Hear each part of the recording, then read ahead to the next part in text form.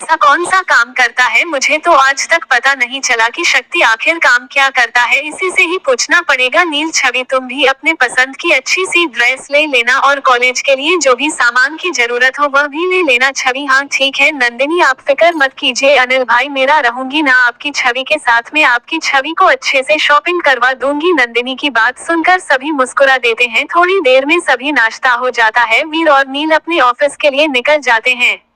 Oberoi brother का industries. Oberoi brothers के cabin में वीर और नील अपने केबिन मेकिंग साइड सोफे पर किसी राजा की तरह बैठे हुए थे। उनके सामने रोहित खड़ा हुआ था, जो दोनों को आज का शेड्यूल बता रहा था। रोहित, बस आज आपकी मिस्टर मेहता के साथ 12 बजे मीटिंग है। पिछली बार आप उनकी तबीयत खराब होने की वजह से नहीं जा पाए थे। उनकी जगह उनकी बेटी मिस सनाया मेहता उसे मीटिंग को अटेंड करने आई थी, लेकिन किसी वजह से वह मीटिंग पूरी नहीं हो पाई, इसलिए आज मिस्टर मेहता उसे मीटिंग को कंप्लीट करना चाहते हैं।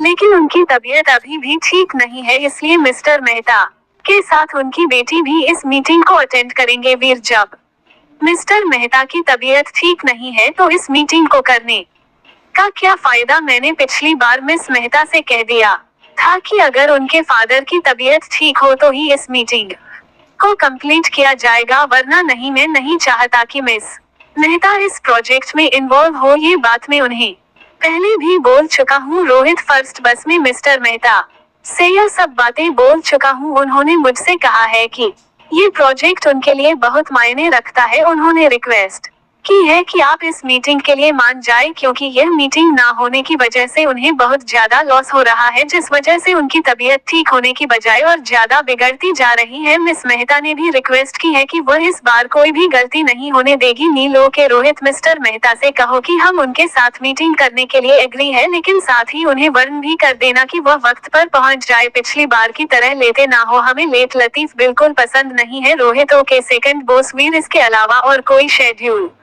रोहित, हाँ फर्स्ट बस आपकी, इसके अलावा 3 मीटिंग और एक लंच के बाद है। वीर, रोहित, मिस्टर मेहता के साथ जो मीटिंग होने वाली है उसकी अरेंजमेंट करो और बाकी की सारी मीटिंग्स कैंसिल कर दो, क्योंकि हमें एक बहुत जरूरी काम के लिए जाना है। हम फिर कभी बाकी की मीटिंग को कंप्लीट करेंगे। अब तुम जा सकते हो। रोहित जाने वाला होता ही है कि उसे कुछ याद आता है और वो वापस रुक जाता है। सर, आपको एक बात और बताना है। मिस्टर राजेश मिश्रा आपके साथ मीटिंग करने के लिए 2 महीने से कोशिश कर रहे हैं। क्या मैं उनके साथ आपकी मीटिंग फिक्स कर दूं? राजेश मिश्रा का नाम सुनकर नील और वीर के फेस एक्सप्रेशन चेंज हो जाते हैं और उनका चेहरा सख्त नजर आने लगता है, जिसे देखकर रोहित एक पल के लिए डर जाता है। लेकिन रोहित अपने बॉस की मर्जी जाने बगैर कोई भी फैसला भी तो नहीं ले सकता है, इसलिए वो खामोश रहता है। वीर अपने चेहरे पर सख्त एक्सप्रेशन लिए हुए कहता है, राजेश मिश्रा के साथ कल शाम की हमारी मीटिंग फिक्स करो। हम भी तो देखें आखिर राजेश मिश्रा हमसे क्या चाहता है। रोहित, ओके फर्स्ट बस। वीर, रोहित, नंदिनी और छवि आज शॉपिंग करने वाली है, उन्हें तुम अपने साथ लेकर जाओ। हर वक्त तुम्हारी नजर उन दोनों पर ही होनी चाहिए। तुम्हारे साथ कुछ बॉडीगार्ड्स भी जाएंगे, वो नॉर्मल ड्रेस में ही होंगे, पर किसी को शक नहीं होना चाहिए कि वो हमारे बॉडीगार्ड है। अगर तुम्हें कुछ भी ऐसा गलत महसूस हुआ तो तुम दोनों में से किसी को भी इन्फॉर्म कर देना। रोहितों के फर्स्ट बोल। रोहित फिर वहां से 12 बजे होने वाली मीटिंग के अरेंजमेंट करने के लिए चला गया। नील भाई, बिना दाना डाले ही मछली जल में फंसने आ रही है। वीर तिरछा मुस्कुराते हुए, सही कहा तुमने नील, हमें तो कुछ करने की जरूरत ही नहीं पड़ी। अब राजेश मिश्रा की बर्बादी का वक्त शुरू हो चुका है। ओबरॉय मेंशन। छवि नंदिनी के रूम में शॉपिंग पर जाने के लिए तैयार होकर बैठी थी, लेकिन नंदिनी अपनी पूरी कपबोर्ड बिखर कर बैठी हुई थी। वह डिसाइड ही नहीं कर पा रही थी कि वह कौन से कपड़े पहनकर शॉपिंग करने जाए। छवि तो वह बस एक तरफ कोने में बैठकर नंदिनी की हरकतों को टुकुर टुकुर देख रही थी। उसे तो समझ नहीं आ रहा था कि वह नंदिनी से क्या कहे। देवी का आंटी जब नंदिनी के रूप में आकर देखते हैं तो उनकी आंखें चौड़ी हो जाती है। चारों तरफ नंदिनी के रूम में कपड़े फैले हुए थे। वो नंदिनी के रूम की ऐसी हालत देखकर कहती है, देविका आंटी, नंदिनी यह है कि क्या है बेटा, तुमने अपने रूम का क्या हाल बना रखा है नंदिनी, अच्छा हुआ मन आप आ गई, चलिए अब मेरी मदद कीजिए, मैं कौन सी ड्रेस पहन कर जाऊं शॉपिंग करने, देविका आंटी अपना माथा पीटते हुए। नंदिनी तुम शॉपिंग करने जा रही हो शादी या पार्टी में?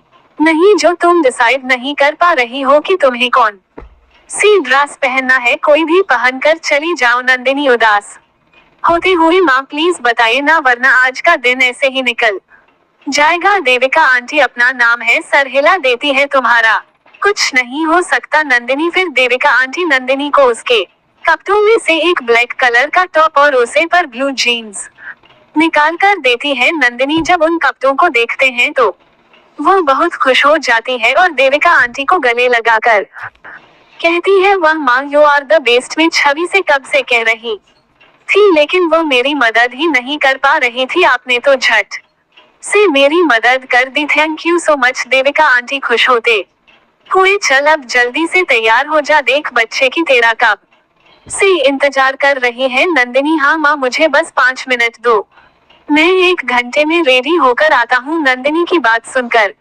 देविका आंटी और छवि दोनों को हंसी आ जाती है। देविका आंटी चलिए बेबी जी आप मेरे साथ नीचे चलिए और जाकर बैठते है। छवि हंसते हुए, हाथ चलो आंटी। नंदिनी के 5 मिनट 1 घंटे में खत्म होने वाले हैं, 1 घंटा तो नहीं 1.5 घंटे बाद नंदिनी और छवि शॉपिंग के लिए निकलती है, उनके साथ रोहित और कुछ बॉडीगार्ड भी जाते हैं। बॉडीगार्ड नॉर्मल ड्रेस वेयर किए हुए होते हैं, उन्हें देखकर कोई नहीं कह सकता कि वह बॉडीगार्ड है। जिस कार्य में नंदिनी और छवि बैठे थे उसमें आगे पैसेंजर सर पर रोहित बैठा था और एक बॉडीगार्ड कर ड्राइविंग कर रहा था। कुछ बॉडीगार्ड बाइक से उनके साथ जा रहे थे और कुछ बॉडीगार्ड एक गाड़ी में बैठे हुए थे ताकि किसी को उन पर शक ना हो। छवि अपनी साइड वाली विंडो का कांच नीचे करके बाहर की दुनिया देखने में मस्त थी और बहुत खुश भी, उसके चेहरे से स्माइल जा ही नहीं रही थी। और नंदिनी अपने मोबाइल की स्क्रीन पर अपनी उंगलियों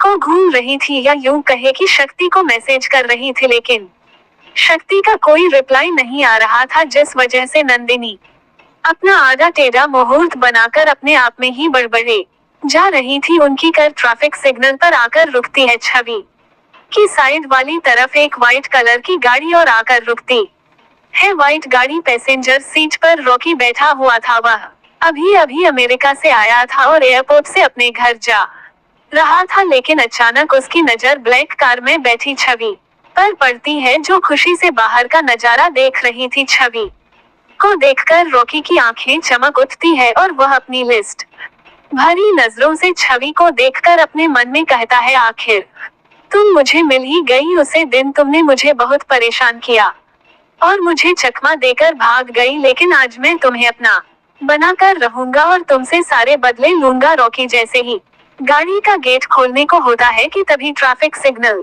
की लाइट ग्रीन हो जाती है और छवि की गाड़ी आगे बढ़ जाती है। रॉकी की गाड़ी की ड्राइविंग सीट पर उसका दोस्त बैठा हुआ था, तो रॉकी अपने दोस्त से कहता है, जो यह उसे ब्लैक गाड़ी का पीछा कर जाए क्या? लेकिन क्यों रॉकी? उसे कर में वो क्लब वाली लड़की है जो मुझे उसे दिन धोखा देकर भाग गई थी। जल्दी से उसे गाड़ी का पीछा कर, आज मैं उसे लड़की को नहीं छोड़ने वाला। जय रॉकी की बात सुनकर छवि की कर के पीछे अपनी कर दौड़ा देता है। करीब 1.5 घंटे में नंदिनी और छवि की कर एक मूल्य के बाहर रुकती है। वैसे यह मॉल इंदौर के फेमस मॉल में से एक है।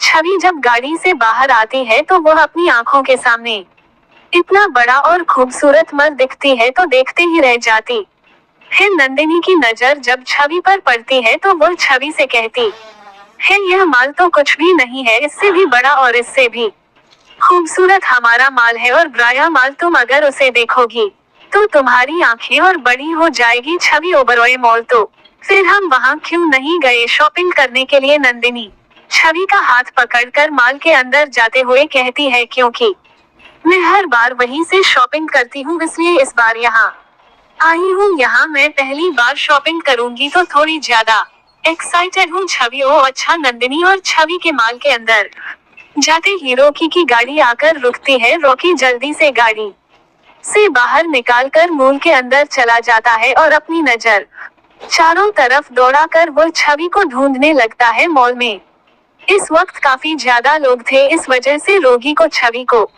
ढूंढने में परेशानी हो रही थी। थोड़ी देर ढूंढने के बाद रोगी को छवि एक्सीलेटर पर जाते हुए दिखाई देती है। रॉकी भी उसी तरफ अपने कदम बढ़ा देता है। तब तक जय भी कर पार्क करके मॉल के अंदर आ जाता है, लेकिन उसे रॉकी कहीं नहीं दिखाई देता। तो वो उसे कॉल करता है और पूछता है कि वो कहाँ है। तो रॉकी उससे कहता है, मैं एक्सीलेटर से सेकंड फ्लोर पर जा रहा हूँ। जो भी सेकंड फ्लोर पर चला जाता है। छवि और नंदिनी वेस्टर्न ड्रेस की शॉप में खड़ी थी। नंदिनी 12 से 15 ड्रेस सेलेक्ट करती है तो छवि कहती है, नंदिनी क्या तुम इतनी सारी ड्रेस लेने वाली हो और सारी वेस्टर्न ड्रेस ही पहनोगी, कुछ इंडियन भी ले लो। नंदिनी, नहीं, ये ड्रेस मैंने अपने लिए नहीं तुम्हारे लिए ली है और तुम्हारे पास तो इंडियन ड्रेस है ही, वेस्टर्न ड्रेस कोई सी भी नहीं है, इसलिए मैंने सारी ड्रेस तुम्हारे लिए ली है। छवि, नहीं, मैं ऐसी ड्रेस नहीं पहनती और ना कभी पहनूंगी। मेरे पास जो है मैं वही पहनूंगी और वैसा ही कुछ लूंगी। नंदिनी, छवि, हम अपनी जिंदगी में सारे ही काम पहली बार करते हैं और फिर धीरे धीरे उन कामों को करने की हमारी आदत हो जाती है। इसी तरह जब तुम पहली बार इन कपड़ों को पहनोगी तभी तो तुम्हारी इन कपड़ों को पहनने की आदत होगी। और वैसे भी अब हम कॉलेज जाने वाले हैं, वहाँ पर हम यही ड्रेस पहनकर जाएंगे। छवि, नहीं, मैं ऐसे कपड़े नहीं पहनूंगी, बड़ा अजीब सा फील होगा इन कपड़ों को पहनकर। नंदिनी, पहली बार ऐसा होगा, दूसरी बार ऐसा होगा, फिर धीरे धीरे आदत हो जाएगी। जाओ जल्दी से एक ड्रेस ट्राई करके बताओ मुझे। छवि, प्लीज नंदिनी, जिद मत करो, मैं नहीं पहन पाऊंगी यह ड्रेस। नंदिनी, वो तुम जा रही हो या मैं तुमसे बात करना बंद कर दूं? छवि लाचारी से, ठीक है, मैं एक ड्रेस ट्राई करके देखती हूँ, अगर अच्छी नहीं लगी तो फिर मैं नहीं लूंगी। नंदिनी, ओके। फिर नंदिनी अपनी ड्रेस सेलेक्ट किए हुए कपड़ों में से छवि को व्हाइट टॉप और जीन्स देती है ट्राई करने के लिए। थोड़ी ही देर में छवि चेंजिंग रूम से बाहर निकलती है तो नंदिनी छवि को देखते ही रह जाती है, क्योंकि छवि उसे ड्रेस में बहुत ही खूबसूरत लग रही थी। नंदिनी, यार Chhavi, you are looking so gorgeous, you looking even more beautiful than I expect. Chhavi, क्या सच में खूबसूरत लग रही हूँ? मुझे ऐसा नहीं लग रहा। नंदिनी, अरे यार छवि, तुमने आज ये ड्रेस पहली बार पहनी है इसलिए तुम्हें ऐसा फील हो रहा है, लेकिन तुम वाकई में बहुत खूबसूरत लग रही हो। अगर मेरे दोनों भाइयों तुम्हें देखेंगे ना तो तुम्हें देखते ही फ्लैट हो जाएंगे। नंदिनी की बात पर छवि शर्मा कर प्लस करने लगती है। नंदिनी, छवि, तुम तो ब्लेज करती हुई और भी खूबसूरत लग रही हो, तो फिर ठीक है, ये सारे ड्रेस में तुम्हारे लिए ले रही हूँ। छवि, ठीक है, अब मैं इसे चेंज करके आता हूँ।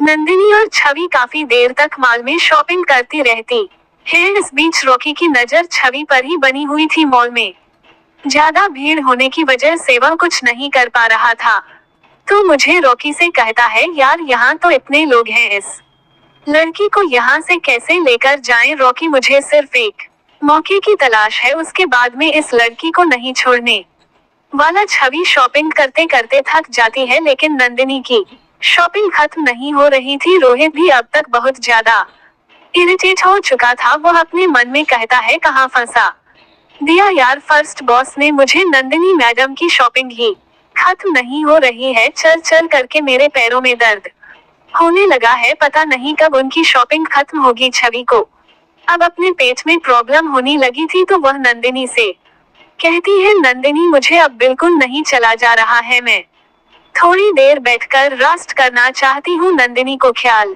आता है कि छवि प्रेग्नेंट है और काफी देर से वह उसके साथ चल रही है, इसलिए वह छवि से कहती है, ठीक है, चलो हम लोग पहले बैठकर कुछ खा लेते हैं, फिर उसके बाद बाकी की शॉपिंग करेंगे। छवि, नहीं, अब मुझे कोई शॉपिंग नहीं करनी, तुम्हें जो लेना है तुम ले लेना, मैं एक जगह बैठकर तुम्हारा वेट कर लूंगी। नंदिनी, ठीक है, जैसी तुम्हारी मर्जी। फिर नंदिनी रोहित की तरफ देखकर कहती है, रोहित भैया, क्या आप हमारे लिए कुछ ऑर्डर कर दोगे? रोहित जबरदस्ती स्माइल करते हुए, हाँ, क्यों नहीं मैडम, आप जो भी बोले मैं आपके लिए लेकर आऊंगा। नंदिनी रोहित को बर्गर, पिज्जा और फ्रेंच फ्राइज लाने के लिए कहती है। रोहित अपने मन में शॉपिंग करने के लिए खुद की सारी दूर घूम कर रही है और खाने के लिए मुझे ऑर्डर दे रही है। थोड़ी ही देर में रोहित ऑर्डर लेकर आता है तो रोहित नंदिनी से कहता है कि वह भी उनके साथ बैठकर खा ले। नंदिनी की बात सुन रोहित खुश हो जाता है कि फाइनली अब उसे बैठने का मौका मिल ही गया, तो वह भी उनके साथ बैठकर खाने लगता है। इसी बीच रॉकी की नजर छवि पर ही बनी हुई थी। थोड़ी देर में छवि खाना हो जाता है तो वह नंदिनी और रोहित को वॉशरूम का कर जाने लगती है। तो रोहित कहता है, लेडी बॉस आपको पता है वॉशरूम कहाँ है?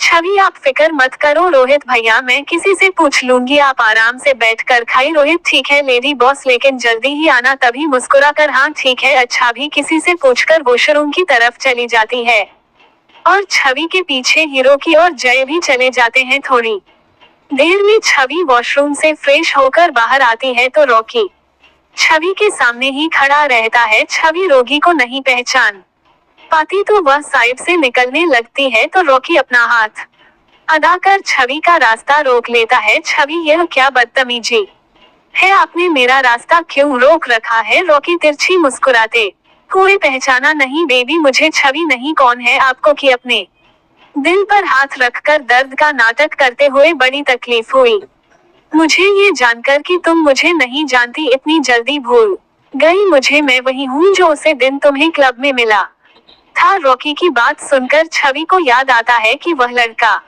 है जिससे उसने जूस दिया था पीने के लिए, उर्दू को पीने के बाद उसकी तबीयत खराब हो गई थी, शायद उसे जोश में ही कुछ मिला हुआ था। छवि को अब रुकी से डर लगने लगता है तो वह साइड से निकालकर जाने लगती है कि अचानक छवि के सामने जय आकर खड़ा हो जाता है। जय तिरछा मुस्कुराते हुए, इतनी जल्दी कहाँ है, जाने की पहले मेरे दोस्त का मनोरंजन कर दो फिर चली जाना। छवि हटो मेरे रास्ते से वरना मेरे शोर मचा दूंगी। रॉकी तुम लड़कियों की यही प्रॉब्लम है, शोर मचाकर सबको इकट्ठा करने की। फिर रुकी छवि का हाथ पकड़ कर एक हाथ से उसके मुंह को कष्ट कर दबा देता है और जबरदस्ती अपने साथ ले जाने लगता है। और इस काम में जब हीरो की कीमत करता है, माल काफी ज्यादा बड़ा था इसलिए मॉल में हर जगह पर वॉशरूम बने हुए थे। जिस वॉशरूम में छवि गई थी वहाँ ज्यादा लोग नहीं थे और जो थे वह भी फ्रेश होकर जा चुके थे। सभी अपने आप को बचाने के लिए लगातार कोशिश कर रही थी, लेकिन दो हेट काटो मर्दों के साथ आगे उसकी ताकत कोई काम नहीं आ रही थी। इधर रोहित कब से छवि का वेट कर रहा था, अब उसे टेंशन होने लगी थी तो वो नंदिनी से कहता है, नंदिनी मैडम लेडी बॉस अभी तक आई नहीं, आप जाकर चेक कीजिए ना। नंदिनी हाँ रोहित भैया, छवि को अब तक तो आ जाना चाहिए था, मैं बस अभी देख कर आता हूँ। नंदिनी वॉशरूम की तरफ जाकर वहाँ पर हर जगह छवि को तलाश करती है, लेकिन सभी उसे कहीं भी नहीं मिलती। काफी देर तक ढूंढने के बाद भी छवि नहीं मिलती तो वह रोहित के पास जाकर पिकनिक होकर कहती है, रोहित भैया मैं छवि को हर जगह देखा लेकिन मुझे वो कहीं नहीं मिल रही है। रोहित क्या यह आप क्या कह रही है लेडी बॉस? नहीं मिल रही है, ऐसा कैसे हो सकता है? फिर रोहित सारे बॉडीगार्ड को अलर्ट कर देता है तो सभी पूरे मॉल में छवि को ढूंढने लगते हैं। वही मॉल की सारी सीसीटीवी फुटेज भेजे करते हैं, लेकिन वॉशरूम के आसपास कोई भी सीसीटीवी कैमरा नहीं था। इस वजह से छवि कहाँ गई कुछ पता नहीं चल पा रहा था। तो रोहित मॉल के मैनेजर से कहकर मॉल के बाहर जाने वाले सभी रास्ते को बंद करवा देता है। नंदिनी भी छवि के लिए बहुत परेशान हो रही थी, उसकी आंखों से लगातार आंसू बह रहे थे। रोहित डरते हुए वीर को कॉल लगने लगता है। वीर और नील इस वक्त मिस्टर मेहता के साथ मीटिंग अटेंड कर रहे थे कि अचानक वीर का मोबाइल वाइब्रेट होता है। मीटिंग के वक्त कॉल अटेंड करना नींद की और वीर दोनों में से किसी को पसंद नहीं था, लेकिन जब वीर की नजर अपने मोबाइल पर पड़ती है तो उसे पर रोहित का नाम फ्लैश हो रहा था। रोहित को भीड़ में छवि और नंदिनी के साथ शॉपिंग करने भेजा था। वीर को ये बात याद आता ही वह जल्दी से पदार्थ रूम से बाहर आकर कॉल अटेंड कर लेता है। नील भी वीर को इस तरह बाहर जाता देखकर चौंक जाता है, इतना इम्पोर्टेंट कॉल किसका हो सकता है? फिर अपना सर झटक कर मीटिंग पर फोकस करने लगता है। कॉल अटेंड करते ही रोहित की घबराई हुई आवाज आती है, फर्स्ट बॉस लेडी बॉस पता नहीं कहाँ चली गई है, हमने उन्हें सब जगह ढूंढ लिया लेकिन हाँ वह हमें कहीं नहीं मिल रही है। रोहित की बात सुनकर वीर को एकदम से गुस्सा आ जाता है और वह चिल्लाकर कहता है, वोट क्या बकवास कर रही हूँ वीर, कि इस तरह चिल्लाने से आसपास के सारे एम्प्लॉय वीर को देख रहे थे, लेकिन इससे वीर को कोई फर्क नहीं पड़ रहा था। वह ऐसे ही रोहित से चिल्लाकर बात कर रहा था। तुम्हारे कहने का क्या मतलब कि छवि नहीं मिल रही है, आखिर कहाँ जा सकती है वह? मैंने तुम सबको उनका ध्यान रखने के लिए भेजा था। क्या कर रहे थे तुम सब? Rohit first boss lady boss washroom गई थी, पर वो वहां से वापस आई ही नहीं। माल की सारी सीसीटीवी फुटेज चेक कर ली है, लेकिन यहाँ वॉशरूम के आसपास कहीं भी सीसीटीवी कैमरा नहीं है। इस वजह से हमें पता नहीं चल पा रहा है कि वो कहाँ है। वीर इस वक्त कहाँ हो तुम सब? रोहित मल्हार मेगा मॉल में। वीर गुस्से से चिल्ला कर वोट, हमारा इतना बड़ा मॉल होने के बावजूद तुम्हें वहाँ जाने की क्या जरूरत थी? रोहित डरते हुए सॉरी फर्स्ट बस नंदिनी मैडम ने ही। वीर सेटअप में बस अभी वहाँ पहुँच रहा हूँ। फिर जल्दी जल्दी चलते हुए ही रोहित से बात कर रहा था। अब तक वो ऑफिस से बाहर आ चुका था। वीर कॉल कट करके नील को मैसेज सेंड कर देता है और जल्दी से कार में बैठकर वहां से निकल जाता है। मीटिंग रूम में नील का मोबाइल वाइब्रेट होता है। वह अपने मोबाइल को देखा है तो उसे पर वीर का मैसेज था। वह उसे मैसेज को ओपन करके देखता है तो उसकी आंखें है रात में बड़ी हो जाती है और वह जल्दी से अपनी सीट से खड़े होकर मिस्टर मेहता और मिस मेहता से कहता है, I am sorry mister Mehta, मुझे बीच में ही इस मीटिंग को रोकना पड़ रहा है, लेकिन मैं आपकी प्रेजेंटेशन से काफी इम्प्रेस्ड हूँ और मैं आपके साथ इस प्रोजेक्ट को करने के लिए तैयार हूँ। आगे की बात हम बाद में करेंगे, मुझे अभी अर्जेंट काम से जाना है। इतना कहकर नील वहां से निकल जाता है। इधर रुकी छवि को मूल के पीछे वाली साइड लेकर आता है, जहां पर मूल का ही कंस्ट्रक्शन का काम चल रहा था। इत्तेफाक से वहां अभी कोई भी मौजूद नहीं था। किसी कारण की वजह से वहां का काम रुका हुआ था। छवि रॉकी का हाथ पकड़े अपने मुंह से हटाते हुए कहती है, छोड़ो, मुझे कहाँ लेकर जा रहे हो? तुम्हें पता नहीं मैं कौन हूँ? रॉकी, मुझे तुझे जानने में कोई दिलचस्पी भी नहीं है। पहले मैं तुम्हें अपना बना लूं, उसके बाद तू अपनी पहचान बताती रहना। चर्बी रोते हुए अपने आप को छुड़ाते हुए, प्लीज मुझे जाने दो, मैं तुम्हारा क्या बिगाड़ा है? क्यों मेरे साथ ये सब कर रहे हो? रॉकी, बेवकूफ लड़की, कितनी बार कहूँ मैं तुझे हासिल करना चाहता हूँ। रॉकी की बात तो छवि के समझ में नहीं आ रही थी कि वो उसे क्या कह रहा है और क्या चाहता है। क्या वीर और नील छवि को रॉकी के चंगुल से छुटा पाएंगे? जानने के लिए मेरे साथ बने रहे स्टोर प्लीज। वीर अपनी गाड़ी फुल स्पीड से ड्राइव कर रहा था।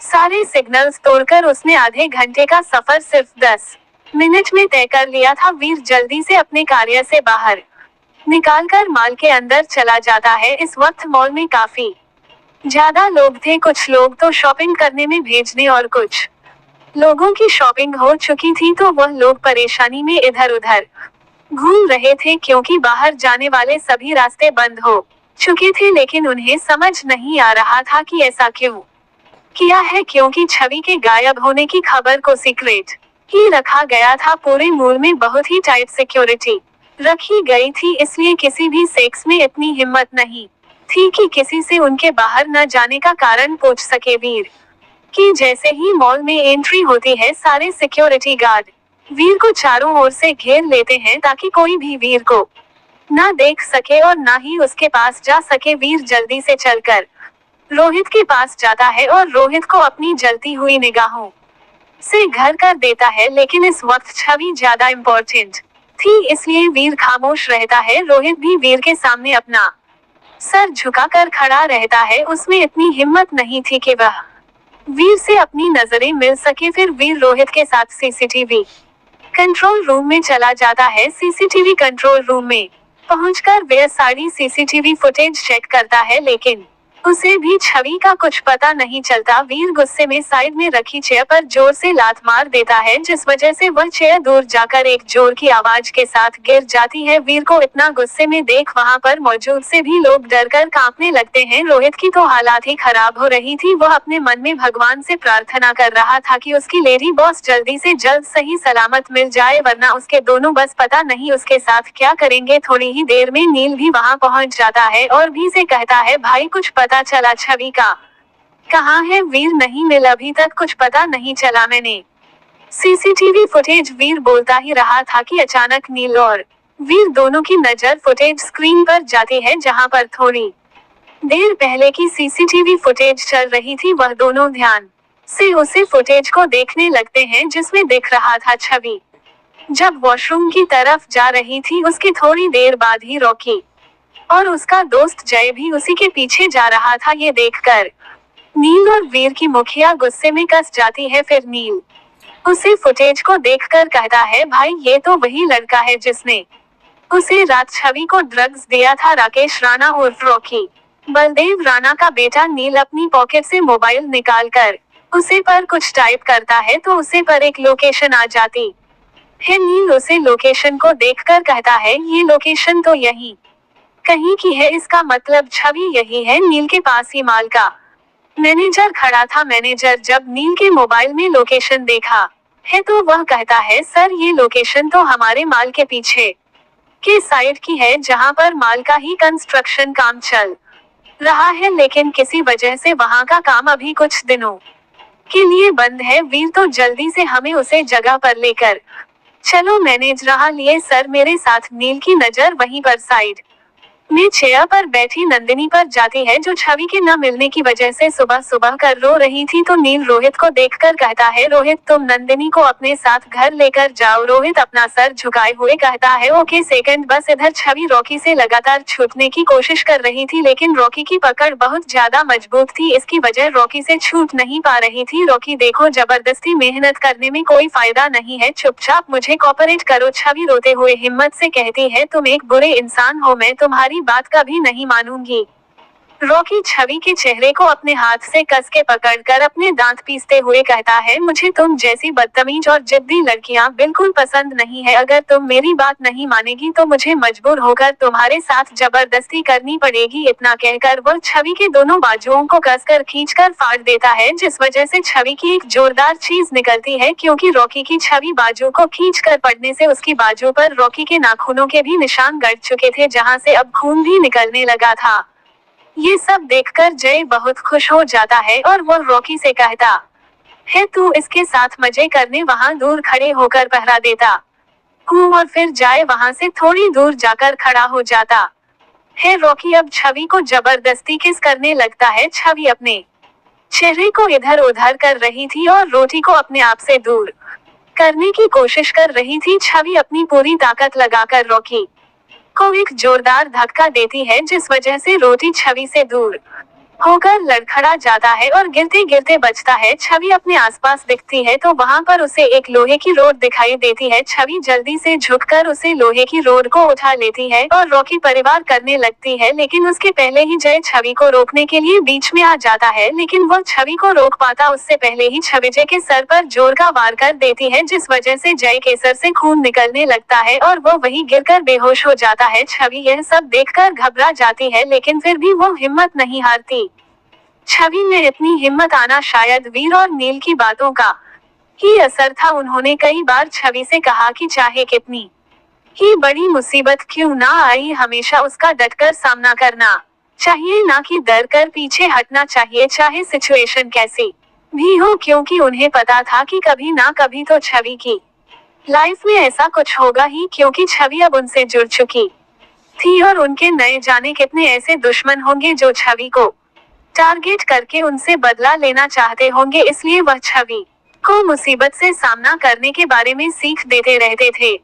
रॉकी जब अपने दोस्त की ऐसी हालत देखता है तो उसकी आंखें गुस्से से लाल हो जाती है और वह छवि की तरफ बढ़ने लगता है। रॉकी को अपनी तरफ आता देख छवि रोगी पर भी वार करती है, लेकिन रोटी बीच में ही छवि के वार को रोक देता है और छवि के हाथ से रोड पकड़कर खींच लेता है और उसे दूर फेंक देता है और फिर छवि के गाल पर एक जोरदार थप्पड़ मारता है। थप्पड़ इतना जोर का था कि छवि के होठों के किनारों से और नाक से खून निकलने लगता है। रॉकी फिर ऐसा ही छवि के दूसरे गाल पर भी थप्पड़ मार देता है जिससे छवि संभाल नहीं पाती और दूर जाकर गिरने को होती है, लेकिन छवि करती उससे पहले ही कोई उसे थाम लेता है। छवि जब अपनी नजरें उठाकर देती है तो वो खुश हो जाती है और उसे शख्स के गले लगाकर जोर से रोते हुए कहती हैं, वीर आप आ गए। वीर जब छवि को देखा है तो उसकी दोनों बाजें फटी हुई थी, तो वीर अपना को उतार कर छवि को पहना देता है और फिर वीर भी छवि को कसकर अपनी बाहों में जकड़ लेता है। नील जब छवि की ऐसी हालत देखता है तो उसे बेहद गुस्सा आता है और वो कसकर रॉकी के मुंह पर एक जोरदार पंच मार देता है, जिस वजह से रोक संभाल नहीं पाता और नीचे जमीन पर गिर जाता है। रॉकी फिर उठकर नील परिवार करने लगता है, लेकिन उससे पहले ही मिल के गार्ड से रॉकी को पकड़ लेते हैं। फिर नील वीर से कहता है, भाई आप छवि को लेकर जाइए, मैं इस राकेश राणा को देखता हूँ। वीर, नील याद रखना ये सिर्फ तुम्हारा ही नहीं मेरा भी शिकार है। नील, हाँ भाई, इसे तो हम दोनों मिलकर ही सजा देंगे। वीर एक नजर बेहोश पड़े हुए जय की तरफ देखकर मुस्कुराता है और फिर छवि को अपनी बाहों में उठा लेता है, तो वीर के कुछ बॉडीगार्ड उन्हें कर लेते हैं और फिर वो वहां से निकल जाते हैं। रॉकी नील के गार्ड से छूटने की कोशिश करते हुए चिल्ला कर कहता है, तुम लोग मुझे जानते नहीं हो कि मैं कौन हूँ। मैं यहाँ के बलदेव राणा का बेटा हूँ। अगर मेरे डैड को पता चल गया तो तुम्हारी खेल नहीं, तुम कुछ नहीं बिगाड़ सकते हो मेरा। अगर अपनी भलाई चाहते हो तो मुझे छोड़ दो, वरना तुम अपनी मौत को दावत दे रहे हो। मेरे डैड मुझे कहीं से भी ढूंढ निकालेंगे। रॉकी की बात सुनकर नील को और भी ज्यादा गुस्सा आ जाता है और वो एक और 5 रोगी के मुंह पर मार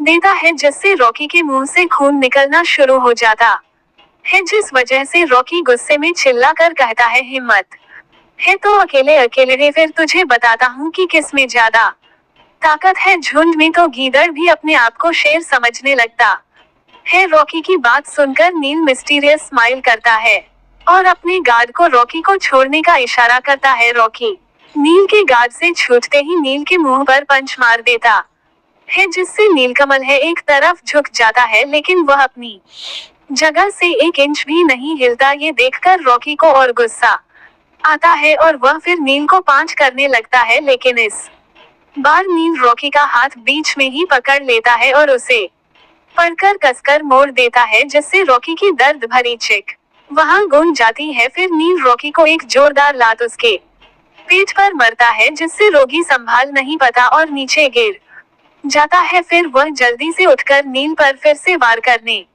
लगता है। इस बार रॉकी नील के पेट में एक जोरदार पंच मार देता है। अब दोनों में बराबर की लड़ाई शुरू हो चुकी थी।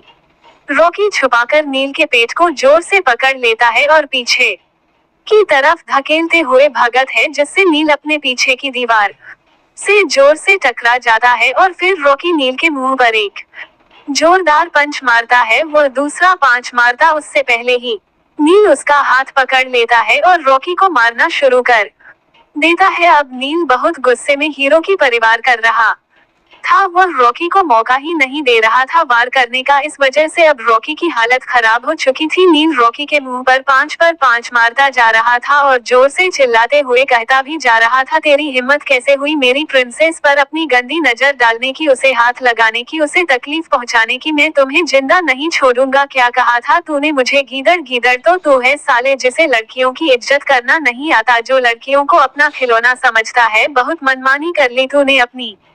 अब तुझे अपनी सारी मनमानियां का हिसाब देना होगा। तुझे तेरी मौत से भी पत्थर सजा दूंगा मैं, कहते हुए नील रॉकी को मारे जा रहा था। नील की मार शेरों की अब तक आध भरा हो चुका था, तो वह बेहोश हो जाता है। तो नील रॉकी को एक झटके में छोड़ देता है, जिससे वह जमीन पर गिर जाता है। नील फिर अपने गार्डों से कहता है, इसे यहाँ से ब्लैक हाउस ले जाओ और फिर जय की तरफ देखकर इसे भी यहाँ से ब्लैक हाउस लेकर जाओ। इन दोनों का हिसाब वही होगा। इधर वीरकर ने छवि को अपनी गोद में लेकर बैठा था और छवि वीर के सीने से लगे हुए बिना आवाज के सुबह सुबह कर रो रही थी। छवि ने रो रो कर वीर का शर्ट जिला कर दिया था। वीर कब से छवि को शांत करवा रहा था, लेकिन उसका सुबह बना काम ही नहीं हो रहा था। फिर भी छवि के चेहरे को अपने दोनों हाथों में भरकर कहता है, डोंट क्राई मेरी जान, क्यों रो रो कर खुद को इतना तकलीफ दे रही हो? सब ठीक है, कुछ नहीं हुआ। उसने तुम्हारे साथ जो कुछ भी किया है उसकी सजा उसे मिल कर रहेगी। बहुत बड़ी गलती की है उसने तुम पर, अपनी गंदी नजर डालने की, तुम्हें तकलीफ पहुंचाने की, जिसका खामियां जा उसे भुगतना होगा। छुई वीर मैंने उसे मार दिया। वीर तुम्हें डरने की जरूरत नहीं है, तुमने कुछ भी गलत नहीं किया और वैसे भी जो तुमने उसके साथ किया वह उससे भी खतरनाक सजा डिजर्व करता है जो उसे मिलकर रहेगी। छवि लेकिन वह तो मर चुका है ना। वीर नहीं मेरी जान, वह सिर्फ बेहोश हुआ है। छवि वीर अगर आप मुझे बचाने नहीं आते तो वो पता नहीं मेरे साथ क्या करता। वीर मेरी जान मुसीबत में हो और मैं उसे बचाने ना आऊं, ऐसा कैसे हो सकता है। छवि हब्बी आपको कैसे पता चला कि वो गंदे लोग मुझे यहाँ लेकर आए हैं। वीर छवि के मुंह से अपने लिए हब्बी सुनकर चौंक जाता है। तुम्हें किसने कहा मुझे हब्सी खाने के लिए। छवि रुवासी आवाज में रहती है, आपको पसंद नहीं आया, मैं आपको अब से हब्बी नहीं कहूंगी। वीर ऐसा नहीं है, मुझे मेरी जान के मुंह से अपने लिए हब्बी सुना अच्छा लगा, इसलिए तो मैं तुमसे पूछ रहा हूँ तुम्हें किसने कहा मुझे हब्बी कहने के लिए। छवि नंदिनी ने मुझे कहा हम जिससे प्यार करते हैं उन्हें प्यार वाले नाम से पुकारना चाहिए, इसलिए मैंने आपका नाम हब्बी रखा है। आप भी तो मुझे अपनी जान कहते हो। वीर तो क्या तुम नील को भी इसी नाम से बुलाओगी। छवि नहीं, उन्हें तो मैं प्रिंस कहकर बुलाऊंगी क्योंकि मैं उनकी प्रिंस हूँ। छवि की बात पर वीर मुस्कुराने लगता है। बताइए ना हब्बी, आपको कैसे पता चला कि वो लोग मुझे वहां लेकर गए हैं। वीर छवि के हाथ की रिंग को पकड़कर देखते हुए कहता है, इस रिंग की वजह से इसमें ट्रैकर लगा हुआ है, इसी से हमें तुम्हारी लोकेशन पता चली। छवि अपने हाथ में पहनी हुई रिंग को देखकर इस रिंग की वजह से पता चला आपको। वीर हाँ, तुम इस रिंग को कभी अपने आप से अलग मत होने देना। छवि ओके। कुछ ही देर में उनकी कार ओबरॉय हॉस्पिटल के सामने रुकती है। छवि कार्य से बाहर हॉस्पिटल को देखकर कहती है, हब्बी हम यहाँ क्यों आए हैं। वीर क्योंकि मैं यहाँ तुम्हारा चेकअप करवाने के लिए आया हूँ और तुम्हें काफी चोट भी आई है। After all you are pregnant मेरी जान। छवि वीर के सीने से कस कर गले लगा कर कहती है, नहीं हब्बी मुझे आपके साथ सिर्फ घर जाना है, मैं कहीं नहीं जाऊंगी। अगर आपको मेरा चेकअप करवाना है तो आप डॉक्टर को घर पर बुला लेना प्लीज। वीर भी छवि को अपनी बाहों में भर कर रहता है, ठीक है जैसी तुम्हारी मर्जी। फिर भी ड्राइवर को उम्र में इंसान चलने के लिए कहता है और डॉक्टर तनु को कॉल लगाकर कहता है कि वह भी ओबरॉय मेंशन पहुंच जाए। थोड़ी देर में छवि वीर के सीने से लगे हुए ही सो गई थी। करीब 1.5 घंटे में वीर ओबरॉय मेंशन पहुंचता है। एक बॉडीगार्ड घर का गेट ओपन करता है तो वीर छवि को अपनी गोद में लेकर बाहर निकलता है। छवि अभी भी वीर की गोद में ही सुकून से सो रही थी। वीर छवि को मेंशन के अंदर लेकर आता है जहां पर देविका आंटी और नंदिनी छवि का इंतजार कर रही थी। नंदिनी ने छवि के गुम होने की खबर देविका आंटी को भी बता दी थी, जिस वजह से वह भी बहुत परेशान थी। नंदिनी जब से मेंशन आई थी तब से वह छवि के लिए रोए जा रही थी और कई नंदिनी को शांतनु बना दे रही थी। वीर की गोद में छवि को देखकर देविका आंटी और नंदिनी को बहुत सुकून मिलता है, लेकिन जब उनकी नजर छवि के चेहरे पर जाती है तो वह परेशान हो जाती है क्योंकि छवि के गालों पर अभी भी रॉकी के थप्पड़ के निशान थे और होठों के किनारों हल्का सा जख्म था। बाजू के निशान कहीं नहीं देख पाई थी क्योंकि छवि वीर का कोट पहने हुई थी। देविका आंटी वीर से पूछता है उसके पहले ही वीर आंटी को इशारे से चुप रहने के लिए कहता है क्योंकि छवि अभी सो रही थी और वीर नहीं चाहता कि छवि की नींद खराब हो। वीर सीधा छवि को अपने रूप में ले जाकर बेड पर सुला देता है और ब्लैंकेट से करके ऐसी ऑन कर वह रूम से बाहर आ जाता है। छवि को सही सलामत देख नंदिनी को काफी राहत महसूस होती है और देविका आंटी नंदिनी को उसके कमरे में आराम करने के लिए भेज देती है। वीर के आने के कुछ देर बाद ही डॉक्टर तनु भी मेंशन पहुंच गई थी। वीर डॉक्टर तनु से छवि को देखने के लिए कहता है। डॉक्टर तनु छवि का चेकअप करने के लिए जैसे ही छवि को टच करती है तो छवि घबराकर उठ जाती है, तो डॉक्टर तनु रहती है रिलैक्स में हूँ, मैं सिर्फ आपका चेकअप कर रही हूँ। डॉक्टर तनु को देखकर छवि थोड़ा रिलैक्स फील होती है। डॉक्टर तनु छवि का चेकअप करते हुए कहती है, आपको स्ट्रेस से लेने की कोई जरूरत नहीं है क्योंकि इस तरह से ना आपके लिए अच्छा है और ना ही आपके होने वाले बच्चे के लिए अच्छा है। छवि मेरा बेबी ठीक तो है ना डॉक्टर। आपका बेबी बिल्कुल ठीक है, बस आपने मेरी बात का ध्यान रखना। छवि मुस्कुरा के जी। फिर डॉक्टर तनु रूम से बाहर आकर वीर से कहती है, डोंट वरी मिस्टर ओबरॉय, सब ठीक है। मैंने आपको जो मेडिसिन देने के लिए कही है अभी वही मेडिसिन चलेगी। प्रेगनेंसी में ज्यादा मेडिसिन नहीं दे सकते, हल्का सा ब्लड प्रेशर बढ़ा हुआ है, शायद स्ट्रेस की वजह से। उनकी कंडीशन देखकर मैं समझ गई हूँ कि उनके साथ क्या हुआ, शायद वह डरी हुई है। मैंने उन्हें चेक करने के लिए हल्का सा ही टच किया था और वह घबराकर उठ गई। लेकिन सब ठीक है, आप बस उनका ख्याल रखिएगा, मैं चलती हूँ, इतना कहकर डॉक्टर तनु वहाँ से चली जाती है। जब तक डॉक्टर छवि का चेकअप कर रही थी तब तक वीर ने आंटी को मॉल में जो हुआ सब कुछ बता दिया था। डॉक्टर के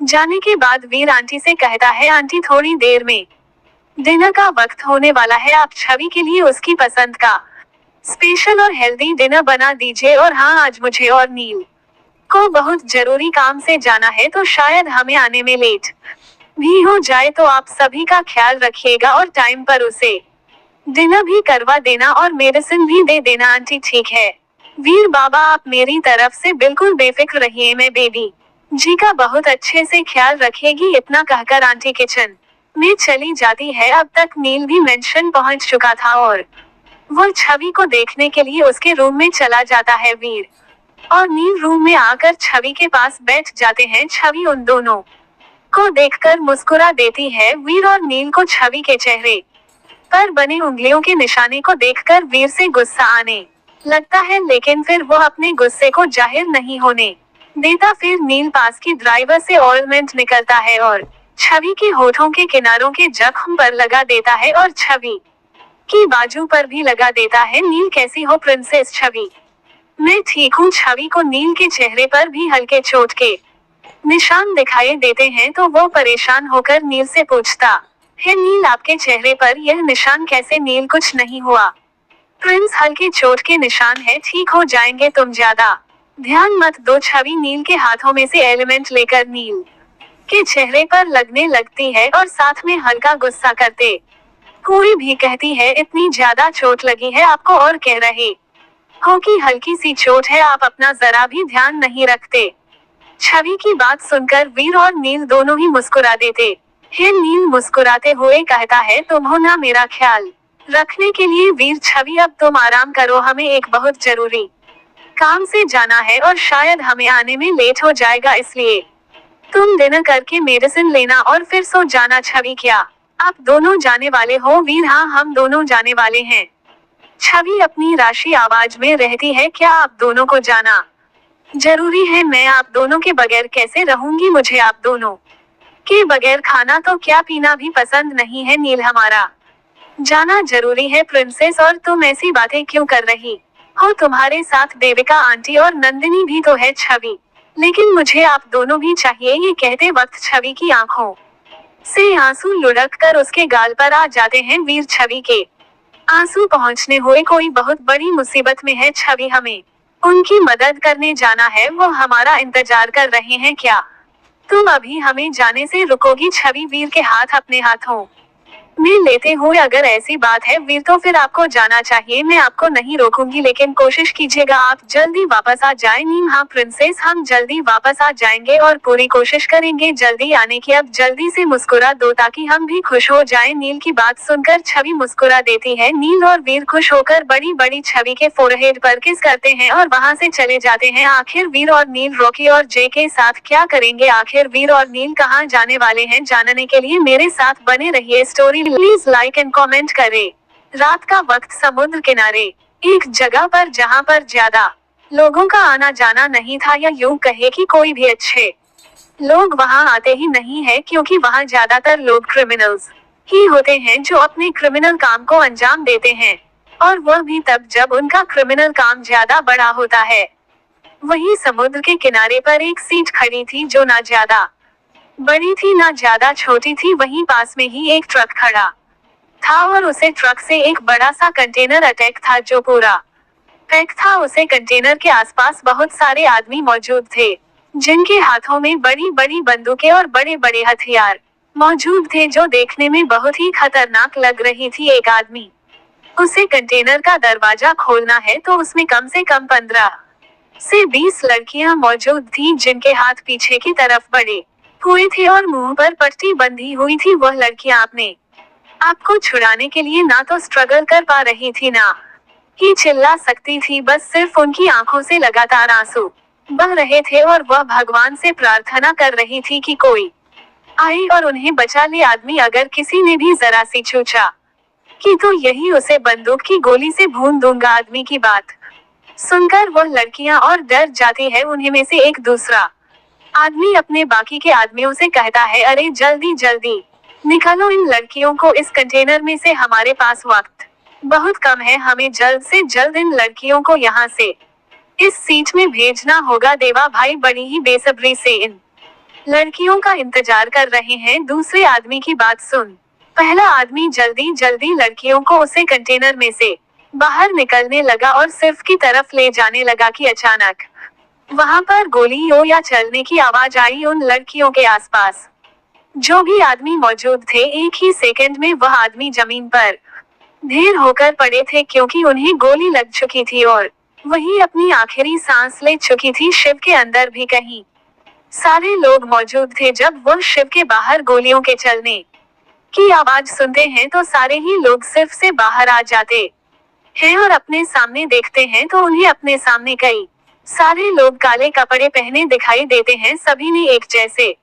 कपड़े पहन रखे थे और सभी के चेहरों पर एक जैसा ब्लैक कलर का मास्क लगा हुआ था। शिव वाले आदमी काले कपड़े पहने आदमियों को देखकर समझ जाते हैं कि किंग्स के आदमी है, लेकिन इनमें से किंग कौन है ये पता करना मुश्किल था। सिर्फ वाले आदमियों में से एक आदमी मिस्टर खन्ना का खास आदमी जॉन था। जॉन जब अपने सामने इतने सारे काले कपड़े पहने हुए आदमी को देखा है तो वह कंफ्यूज हो जाता है और फिर वह अपनी पॉकेट से मोबाइल निकालकर मिस्टर खन्ना को कॉल करने लगता है। एक दो रिंग में ही दूसरी तरफ से कॉल रिसीव हो जाता है। जॉन कुछ कहता उससे पहले ही मिस्टर खन्ना कहते है, क्या बात है जॉन, इतनी जल्दी कॉल कैसे किया तुमने? हमने किंग्स को पकड़ने के लिए जो जाल बिछाया था उनमें क्या किंग हमारे जाल में फंस चुके हैं? जून नहीं पोस्ट ऐसा कुछ नहीं हुआ, बल्कि मैं तो कंफ्यूज हूँ क्योंकि यहाँ पर एक नहीं कई सारे किंग मौजूद है। अब इनमें से असली किंग कौन है ये पता नहीं चल पा रहा है। मुझे तो ऐसा लग रहा है कि हमने इनमें नहीं बल्कि इन्होंने हमें अपने जाल में फंसाया है। मिस्टर खन्ना चिल्लाते हुए, क्या बकवास कर रहे हो? फिर कुछ सोचकर जितने भी मौजूद लोग हैं सबको खत्म कर दो, कोई भी उनमें से किंग हो साथ में वह भी मर जाएंगे।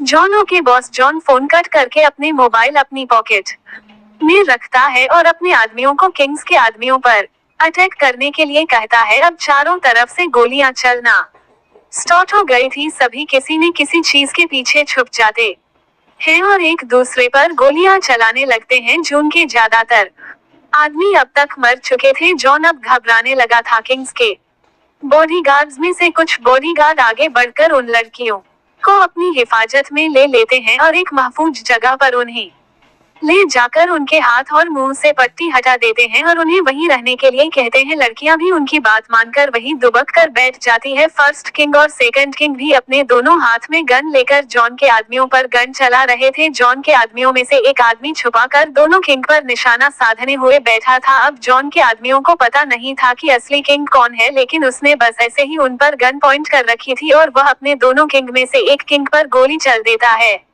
ओबरॉय मेंशन छवि सोने की कोशिश कर रही थी और देविका आंटी छवि के पास ही बैठी थी और छवि के सर को प्यार से सहला रही थी ताकि छवि की नींद लग जाए। वीर के कहने पर कई ने छवि को जबरदस्ती खाना खिलाया और मेडिसिन से देकर उसे सुलाने की कोशिश कर रही थी। अभी छवि की हल्की हल्की नींद लगी ही थी कि अचानक वह जोर से चिल्लाकर उठकर बैठ जाती है, जिस वजह से कई भी घबरा जाती है। आंटी क्या हुआ बेबी जी आपको? आप ठीक तो होना? कोई बुरा सपना देखा क्या आपने? छवि को बढ़ाते हुए लंबी लंबी सांस लेते हुए कहती है, आंटी माँ मेरे दिल बहुत घबरा रहा है, ऐसा लग रहा है जैसा कुछ बुरा होने वाला है, मुझे बहुत बेचैनी हो रही है। आंटी घड़ी में टाइम देखते हुए, वीर और नील अभी तक नहीं आई। आंटी आ जाएंगे बेबी जी, आप परेशान मत होइए और घबराने की कोई जरूरत नहीं है, सब ठीक है। इस तरह परेशान होगी तो आपके बच्चे पर भी असर होगा, डॉक्टर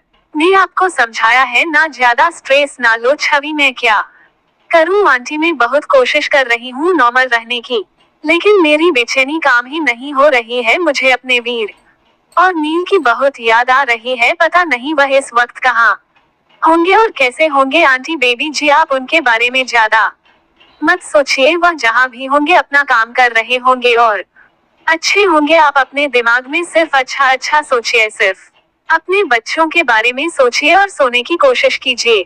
आपको नींद आ जाएगी। फिर काकी छवि को सही से बेड पर सुला देती है और फिर से छवि के सर पर प्यार से हाथ फेरना शुरू कर देती है। कुछ ही देर में छवि गहरी नींद के आगोश में चली जाती है। समुद्र के किनारे सेकंड किंग को बुलेट लग चुकी थी और वह बहुत जख्मी हालत में था। दरअसल हुआ यूं था कि फर्स्ट किंग और सेकंड किंग भी अपने दोनों हाथों में गन लेकर जॉन के आदमियों पर गन चला रहे थे। जून के आदमियों में से एक आदमी छुपाकर दोनों किंग पर निशाना साधते हुए बैठा था। अब जून के आदमी को पता नहीं था कि यही असली किंग है, लेकिन उसने बस ऐसे ही उन पर गन पॉइंट कर रखी थी। सेकंड किंग की नजर उस छुपे हुए आदमी पर जब पड़ी तो सेकंड किंग देखा है कि उसे आदमी का निशान फर्स्ट किंग है, तो सेकंड किंग बीच में आकर फर्स्ट किंग को धक्का दे देता है और अपनी गन में से उसे आदमी को शूट कर देता है, जो सीधा उसे आदमी के माथे के बीचों बीच जाकर लगी। लेकिन इस दौरान उसे आदमी की गन से भी बुलेट निकल चुकी थी, जो सीधा सेकंड किंग के राइट हैंड तक सीने में लगती है। आसपास के जितने भी गॉड्स जब देखते हैं कि सेकंड किंग को बुलेट लग चुकी है, तो सभी उन्हें जाकर कर लेते हैं, ताकि उनके दुश्मनों को इस बात की खबर ना हो कि उनमें से कोई जख्मी हो चुका है। फर्स्ट किंग जब सेकंड किंग को देखा है तो वह जल्दी से सेकंड किंग के पास आकर उसे संभाल लेता है।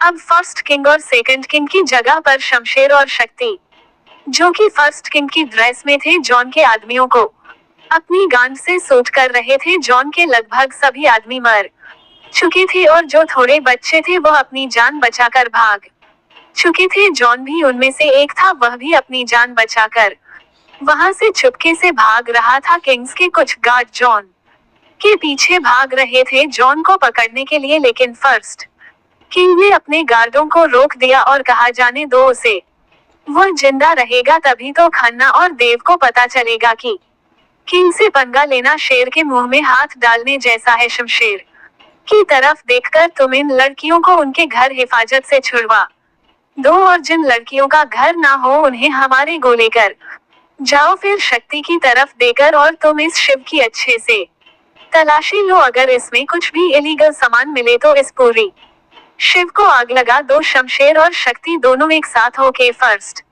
किंग सेकंड किंग की हालत बहुत ज्यादा खराब हो रही थी, ब्लड भी बहुत ज्यादा बह रहा था। तो फर्स्ट किंग अपने बॉडीगार्ड के साथ मिलकर सेकंड किंग को अपने सीक्रेट इमरजेंसी हॉस्पिटल में ले जाता है, क्योंकि यह बात सीक्रेट ही रखती थी कि किंग में से एक किंग को बुलेट लग चुकी है। शक्ति और शमशेर अपने फर्स्ट टीम के कहे अनुसार वैसा ही करते हैं। शक्ति जब शिव की तलाशी लेता है तो उसे वहां बहुत सारे इलीगल हथियार और ड्रग्स मिलते हैं, तो वो उसे पूरी सीट को आग लगा देता है और शमशेर उन लड़कियों को वहां से हिफाजत से ले जाता है। किंग के कुछ गार्ड ने मिलकर वहां पर जितने भी डेड बॉडीज पड़ी हुई थी उन सभी डेड बॉडी को अंतिम संस्कार के लिए ले जा रहे थे। कुछ ही देर वहां का माहौल बिल्कुल नॉर्मल हो गया और सिर्फ में आग लगी थी, वह भी कुछ देर में धुआं धुआं हो चुकी थी। तो उसके जो 5 बच्चे थे उन्हें समुद्र में फेंक कर वहां भी बिल्कुल साफ कर दिया गया था।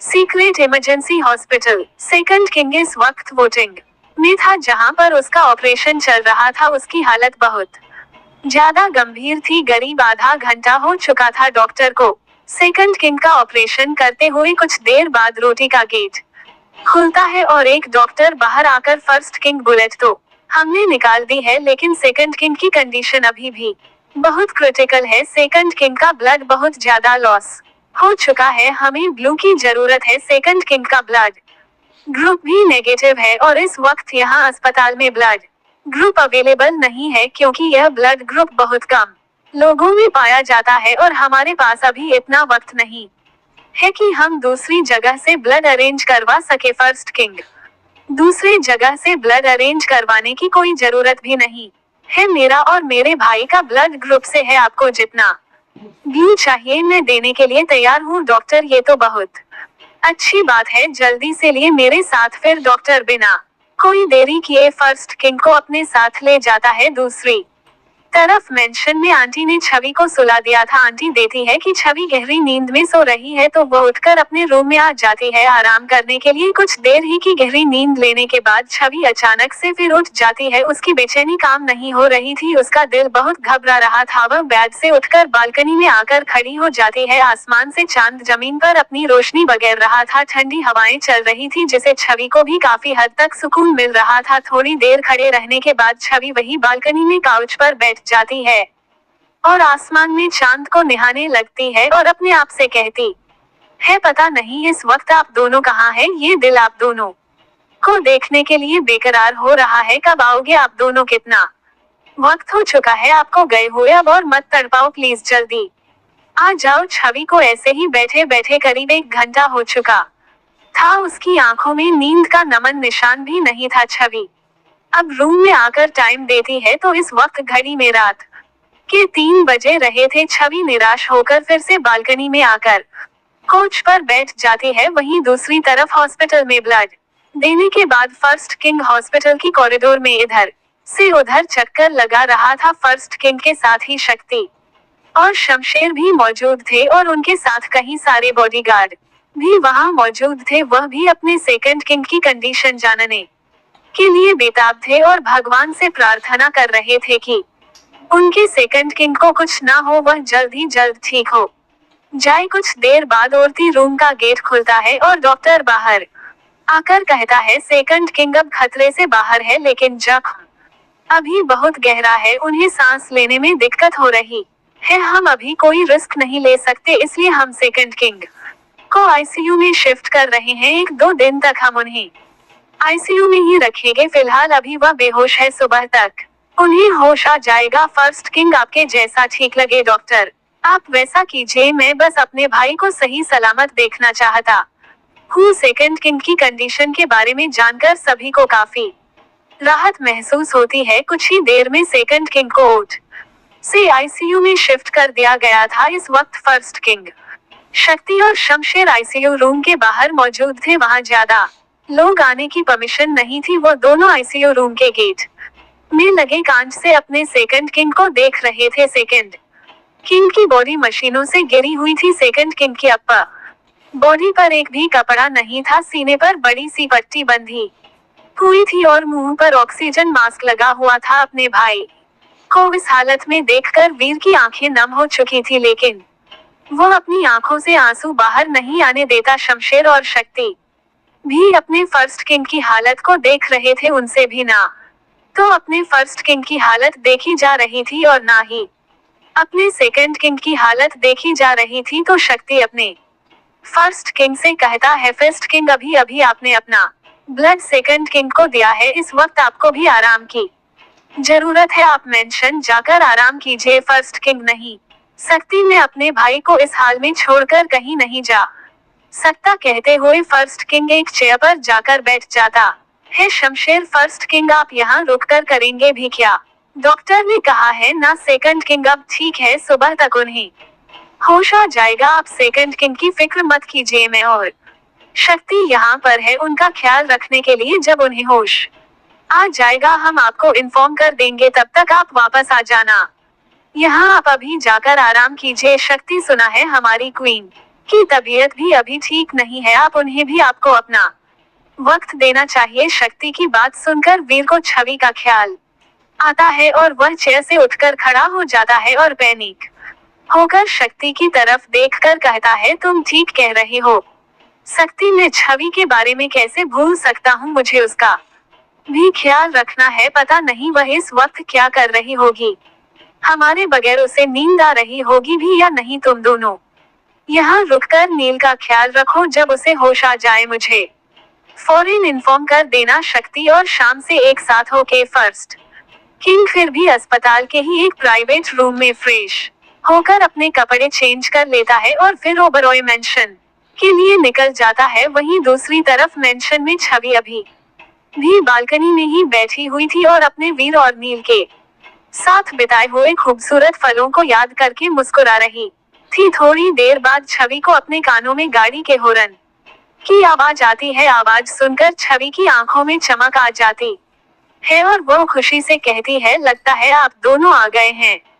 बहुत वक्त लगा दिया आपने आने में। फिर वो जल्दी से रूम के बाहर आकर घड़ी में टाइम देखी है तो इस वक्त घड़ी में 4:30 बज रहे थे। अभी जल्दी से रूम से बाहर आकर सीढ़ियों से होती हुई होलकी में गेट पर आकर खड़ी हो जाती है। वीर अपनी घर से निकलकर मेंशन के अंदर ही आ रहा था कि अचानक छवि को होली के गेट पर खड़े देखकर उसके कदम वहीं रुक जाते हैं। छवि वीर को देखकर भावुक हो जाती है और झट से वीर के गले लग जाती है। वीर भी छवि को देखकर भावुक हो जाता है और छवि को अपनी बाहों में भर लेता है। कुछ देर ऐसे ही खामोश रहने के बाद वीर छवि को अपनी बाहों में लिए हुए ही कहता है, तुम इस वक्त यहाँ क्या कर रही हो? सोई नहीं तुम? जब भी वीर को और टाइटली हैक करते हुए कहती है, मैं बहुत कोशिश की सोने की लेकिन मुझे नींद ही नहीं आ रही है। बहुत बेचैनी हो रही है। मुझे ऐसा लग रहा है जैसे कुछ बुरा होने वाला है, लेकिन आपको देखकर मुझे बहुत सुकून मिल रहा है। फिर वीर से अलग होकर वीर के पीछे देखते हुए, नील नहीं आई आपके साथ? कहाँ है वो? वीर भटकते हुए कहता है, वो नील? हाँ, वो उसे कुछ जरूरी काम की वजह से इंडिया से बाहर जाना पड़ा। 3-4 दिन में आ जाएगा। छवि ऐसे अचानक चले गए वो? वीर हाँ, अचानक ही जाना पड़ा। वैसे तुम फिक्र मत करो, सुबह मैं तुम्हारी नींद से बात करवा दूंगा। अभी चलो चलकर सो जाओ, कुछ ही देर में सुबह हो जाएगी। वीर छवि का हाथ पकड़कर उसे रूम में ले आता है और बेड पर सलकर उसे ब्लैंकेट से कर देता है और खुद भी छवि के पास लाकर उसे अपनी बाहों में भर लेता है। वीर्य से मिलकर और नील के बारे में जानकारी छवि को बहुत सुकून मिलता है, इसलिए वह जल्दी से नींद की आगोश में चली जाती है। लेकिन वीर अभी भी जाग रहा था। वह छवि के चेहरे को देखकर अपने मन में करता है, सिर्फ 2 महीने हुए हैं तुम्हें हमारी जिंदगी में आए हुए, लेकिन इन 2 महीना में तुम्हें हमसे इतनी मोहब्बत हो गई है कि तुम्हें हमारा दर्द भी महसूस होने लगा है। हमारा दर्द महसूस करके तुम इतनी बेचैन हो गई कि तुम्हारी आंखों से नींद ही उड़ गई। और अब देखो, मुझसे मिलकर और नील के बारे में जानकर तुम्हें कितना सुकून मिला है कि मेरी बाहों में आते ही तुम्हें नींद आ गई। यह सब अपने मन में रहते वक्त वीर के चेहरे पर एक दिलकश मुस्कान आ जाती है। फिर भी झुककर छवि के सिर पर किस कर लेता है और छवि को और टाइटली अपनी बाहों में भरकर सो जाता है। ज्यादा थके होने की वजह से वीर भी जल्दी से नींद की आगोश में चला जाता है। आखिर छवि का कैसा रिएक्शन होगा जब नील के बारे में पता चलेगा, और क्या मिस्टर खन्ना और देव अपनी हार का बदला किंग से ले पाएंगे? दोस्तों, आप हमारी वीडियो को लाइक और सब्सक्राइब नहीं करते हैं, प्लीज लाइक और सब्सक्राइब कर दिया कीजिए। इससे हमें अच्छा लगता है कि आपको हमारी वीडियो पसंद आई, और इसी तरह हम और भी अच्छी स्टोरी आपके लिए आगे भी लाते रहेंगे। एपिसोड में लगातार बने रहने के लिए चैनल को लाइक और सब्सक्राइब कर लीजिए।